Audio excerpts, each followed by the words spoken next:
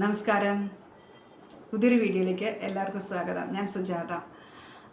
നമ്മൾ കഴിഞ്ഞ 1-2 ക്ലാസ്സുകളിലായിട്ട് ഹാൻഡ് എംബ്രോയ്ഡറിയുടെ ബേസിക് സ്റ്റിച്ചുകൾ പരിചയപ്പെട്ടുകൊണ്ടിരിക്കുകയാണ്. റണ്ണിങ് സ്റ്റിച്ച്, വിപ്പ് റണ്ണിങ് സ്റ്റിച്ചൊക്കെ നമ്മൾ പരിചയപ്പെട്ടു. ഇന്ന് റണ്ണിങ് സ്റ്റിച്ച് വിത്ത് വേവ്. പേര് കേട്ടതാവൊന്നും വേണ്ട, വളരെ സിമ്പിളാണ് സ്റ്റിച്ച്. ഇതും ഒരു ബേസിക് സ്റ്റിച്ചായിട്ട് നമുക്ക് വേണമെങ്കിൽ ഉപയോഗിക്കാം കേട്ടോ. ചെയ്ത് നോക്കണേ. എന്തെങ്കിലും സംശയമൊക്കെ ചോദിക്കണേ കേട്ടോ. അപ്പോൾ നമുക്ക് വീഡിയോയിലേക്ക് പോകാം. ആദ്യം തന്നെ നമുക്ക് റണ്ണിങ് സ്റ്റിച്ചാണ് ചെയ്യേണ്ടത്. ഞാൻ അതിന് വേണ്ടിയിട്ട് ഇവിടെ ഒരു റൗണ്ട് ഒക്കെ വരച്ച് വെച്ചിട്ടുണ്ട് ജെൽ പെൻ കൊണ്ട്. അത് കഴിഞ്ഞിട്ട് നമുക്ക് റണ്ണിങ് സ്റ്റിച്ച് ചെയ്യണം. ഞാൻ റണ്ണിങ് സ്റ്റിച്ച് മുഴുവനായിട്ട് ചെയ്യണില്ല, കാരണം അതിൻ്റെ വീഡിയോ 2 ഞാൻ നേരത്തെ ചെയ്തിട്ടുണ്ട്. അപ്പോൾ അതൊന്ന് സംശയമുള്ളവർ പോയി നോക്കണം കേട്ടോ.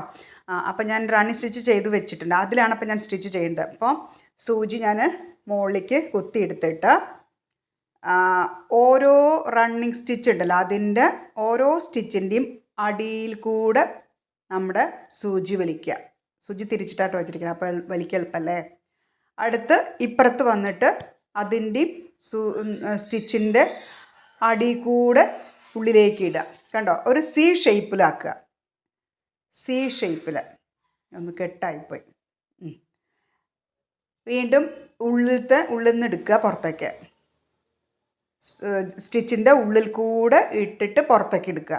വീണ്ടും പുറത്തുനിന്ന് ഉള്ളിലേക്ക്. കണ്ടോ, സ്റ്റിച്ചിൻ്റെ ഉള്ളിൽ കൂടെ അകത്തേക്ക്. വീണ്ടും സ്റ്റിച്ചിൻ്റെ ഉള്ളിൽ കൂടെ പുറത്തേക്ക്. അങ്ങനെ അകത്തേക്കും പുറത്തേക്കും ആയിട്ട് ഇങ്ങനെ ആ റൗണ്ട് ഫില്ല് ചെയ്യുക. ഒരു സി ഷേപ്പിൽ വേണം ഇത് ചെയ്യാൻ. നമ്മൾ നേരത്തെ പഠിച്ച വിപ്പ്ഡ് സ്റ്റിച്ച് എസ് ഷേപ്പിലായിരുന്നു. അത് പഠിച്ച ഓർമ്മ ഉണ്ടല്ലോ അല്ല, അത് എസ് ഷേപ്പിലായിരുന്നു. ഇത് നമ്മൾ സി ഷേപ്പിലാണ്. കുറേ അപ്പോൾ വളരെ ഈസിയാണ്. ഇതിൻ്റെ ലക്ഷ്യം എന്താണെന്ന് വെച്ചാൽ നമ്മുടെ റണ്ണിങ് സ്റ്റിച്ചിൽ വരുന്ന ഗ്യാപ്പ് ഫില്ല് ചെയ്യുന്നത് തന്നെയാണ് ഈ സ്റ്റിച്ചിൻ്റെ ലക്ഷ്യം. പിന്നെ ബോർഡർ സ്റ്റിച്ചായിട്ട് നമുക്കത് ഉപയോഗിക്കാം. ഞാനെപ്പോഴും ഈ റൗണ്ട് ഡിസൈനിൽ സ്റ്റിച്ച് ചെയ്യുന്നത് എന്താ വെച്ചാലേ, നമ്മൾ സ്ട്രെയിറ്റ് ആയിട്ട് ചെയ്യുമ്പോൾ വേഗം മനസ്സിലാവും. റൗണ്ട് ആകുമ്പോൾ നമുക്ക് സ്റ്റിച്ചിൻ്റെ വലുപ്പത്തിലൊക്കെ ഒരു സംശയം വരും. അപ്പോൾ അത് പഠിക്കുമ്പോൾ തന്നെ ആ സംശയങ്ങൾ മാറാൻ വേണ്ടിയിട്ടാട്ടോ ഞാൻ എപ്പോഴും റൗണ്ട് ഷേപ്പിൽ ഇട്ടിട്ട് ഡിസൈൻ പഠിപ്പിക്കുന്നത്. കുറച്ച് പേര് പറയാറുണ്ട് ഹാൻഡ് എംബ്രോയ്ഡറി ഒക്കെ വലിയ ഇഷ്ടമാണ്, പിന്നെ കാണുന്നത് ഇഷ്ടമാണ്, ചെയ്യണതും ഒക്കെ ഇഷ്ടമാണ്, പക്ഷേ സമയം തീരെ ഇല്ല എന്നൊക്കെ അങ്ങനെ പറയും കേട്ടോ. അങ്ങനെയൊക്കെ പറയും. പക്ഷേ നമ്മുടെ ഇഷ്ടങ്ങൾ അല്ലേ, നമ്മുടെ താല്പര്യങ്ങൾ അതൊക്കെ നമ്മൾ വേണം കണ്ടെത്താൻ. അതിനനുസരിച്ചിട്ട് നമ്മൾ കുറച്ച് സമയമെങ്കിലും വിനിയോഗിക്കുക. നമുക്ക് ഒരേ ജോലി യാന്ത്രികമായിട്ട് പോകും നമ്മുടെ ജീവിതം എന്ന് പറയണത്. ഇപ്പോൾ ഓഫീസിലാണെങ്കിൽ എന്നും ഒരേ ഓഫീസ് വർക്ക് അല്ലേ. അപ്പോൾ നമുക്ക് അതിൽ നിന്നൊക്കെ ഒരു റിലാക്സ് ചെയ്യാൻ വേണ്ടിയിട്ടും കൂടിയാണ് നമ്മളിതൊക്കെ ചെയ്യണത്. മാത്രമല്ല നമ്മുടെ കുട്ടികൾക്ക് ഇതൊക്കെ ചെയ്യുമ്പോണ്ടല്ലോ, കുട്ടികൾക്കൊരു അഭിമാനമാണ്. നമ്മൾ ശ്രദ്ധിച്ചു നോക്കും. അവർക്ക് റോൾ മോഡലായിരിക്കണം ഈ അമ്മമാർ. നമ്മളെപ്പോഴും ഓരോന്ന് ചെയ്യുന്നത് കണ്ടിട്ട് വേണം കുട്ടികൾ വളരാൻ. അതാണ് സത്യം കേട്ടോ. അപ്പോൾ ഇതിവിടെ ചെയ്ത് കഴിഞ്ഞു. ഇനി ഞാനത് കെട്ടിടാൻ പോവാണ്.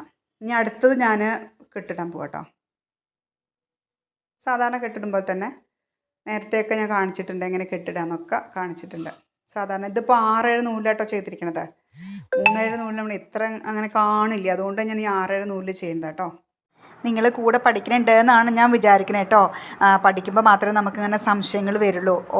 ഞാൻ പറഞ്ഞിട്ടുണ്ടായിരുന്നു നേരത്തെ, ഓരോ സ്റ്റിച്ചും നമ്മൾ 2 ഡിസൈനോ പറ്റുന്ന അത്ര ഡിസൈൻ ചെയ്യാം കേട്ടോ. 2 എന്നില്ല, പറ്റുന്ന അത്ര ഡിസൈൻ ചെയ്യാം.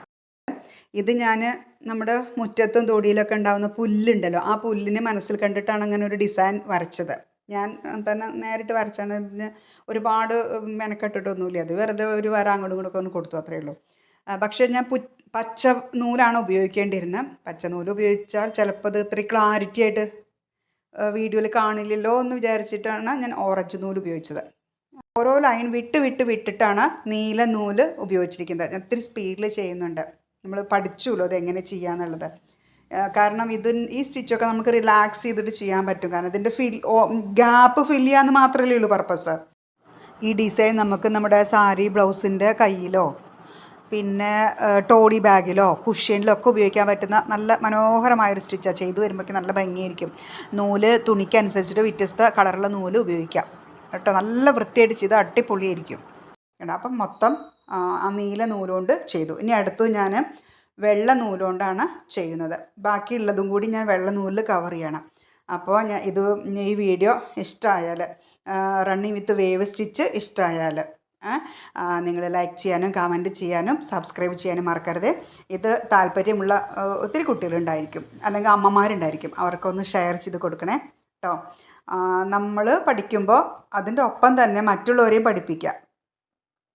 അവരും കൂടെ അത് പഠിച്ചിട്ട് അവർക്ക് ചിലപ്പോൾ നല്ലൊരു എന്താ പറയുക, ഒരു ഹാപ്പി ആവുകയാണെങ്കിൽ നല്ല കാര്യമില്ലേ? നമ്മളായിട്ട് മറ്റുള്ളവർക്കൊരു സന്തോഷം കൊടുക്കുന്ന നല്ലൊരു കാര്യമില്ലേ? അപ്പോൾ അങ്ങനെ ഒരു പർപ്പസും കൂടി നമ്മൾ ഏറ്റെടുക്കുക കേട്ടോ. പിന്നെ ഇതിലെന്തെങ്കിലും മനസ്സിലാവാത്തതുണ്ടെങ്കിൽ അത് ചോദിക്കാം, ഇഷ്ടമായിട്ടില്ലെങ്കിൽ അതും കമൻറ്റ് ചെയ്യൂ, എന്തായാലും കുഴപ്പമില്ല. ഓക്കെ, ഇനി ഞാൻ ഇപ്പോൾ മനസ്സിലായല്ലോ, വെള്ള നൂലാണ് ബാക്കിയുള്ളതൊക്കെ ഇട്ട് ഫില്ല് ചെയ്യാൻ പോകണം കേട്ടോ. ഇനി ഞാൻ കുറച്ച് സ്പീഡിൽ ചെയ്യട്ടെ, അല്ലെങ്കിൽ വീഡിയോ വല്ലാതെ ലെങ്ത്താവും. ഇതും ഞാൻ പിന്നെ ഓരോ ലൈനിൻ്റെയും അറ്റത്ത് കെട്ടിടും കേട്ടോ, എന്നാൽ മാത്രമേ ഭംഗി ഉണ്ടാവുള്ളൂ. ഞാൻ പറയാൻ വിട്ടുപോയി, ഓരോ ലൈനിൻ്റെയും അറ്റത്ത് കെട്ടിടണം. അല്ലെങ്കിൽ നമ്മൾ അങ്ങോട്ടും ഇങ്ങോട്ടും ഒക്കെ ഒന്ന് വലിക്കുമ്പോൾ അത് ഇപ്പുറത്ത് ഒറിജിനൽ സൈഡിൽ അതിനൊരു അപാകതയായിട്ട് കിടക്കും. അത് നന്നല്ലല്ലോ. അപ്പം അത് മാത്രമല്ല, നമ്മളങ്ങനെ ശീലിക്കരുത്. ഇനി അടുത്തത് അതുപോലെ എല്ലാം ഓരോന്നും സെപ്പറേറ്റ് ആയിട്ടാണ്. പിന്നെ ഇതുകൊണ്ട് വേറൊരു ഗുണം ഉണ്ടെന്നറിയോ, നമ്മൾ ഓരോന്നും തുടങ്ങി കൊടുത്ത് അതേ ലൈനിൽ അവസാനിപ്പിക്കുമ്പോൾ ഏതെങ്കിലും ഒരു ലൈൻ ശരിയായില്ല എന്ന് തോന്നുക. നമ്മൾ ചെയ്തുകൊണ്ടിരിക്കുമ്പോൾ ഏതെങ്കിലും ഒരു ലൈൻ ശരിയായില്ല എന്ന് വെച്ചോളൂ, നമുക്ക് ആ ലൈൻ മാത്രം അഴിച്ചാൽ മതി, ബാക്കിയൊക്കെ സേഫായിട്ടിരിക്കും. അതാണ് ഇതിൻ്റെ ഒരു പ്രത്യേകത. ഓക്കെ, അപ്പം ഞാൻ എല്ലാം കവർ ചെയ്തു കേട്ടോ. എല്ലാവർക്കും താങ്ക് യു.